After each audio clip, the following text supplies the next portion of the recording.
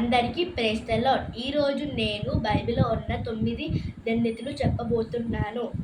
ఆత్మ విషములై దీనమైన వాడు ధన్యుడు, పరలోక రాజ్యం వారిది. దుఃఖపడేవాడు ధన్యుడు, వారు ఓదార్చబడతారు. సాత్వికులు ధన్యుడు, వాళ్ళు భూలోకమందు సంతరించుకుందురు. నీతి కొరకు ఆకలి దప్పుగలవారు ధన్యుడు, వారు తృప్తిపరచబడుదురు. కనికరించబలు గలవారు ధన్యుడు, వారు కనికరం పొందెదరు. హృదయశుద్ధి గలవారు ధన్యుడు, వారు దేవుని చూచెదరు. సమాధానం పరచువారు ధన్యుడు, వారు దేవుని కుమారులు అనబడుదురు. నీతి నిమిత్తము హింసించగలవారు ధన్యుడు, వారు పరలోక రాజ్యం వారిది. నా నిమిత్తము జనులు మిమ్మును నిందించి హింసించి మీ మీద అబద్ధము పలికినప్పుడు మీరు ధన్యుడు.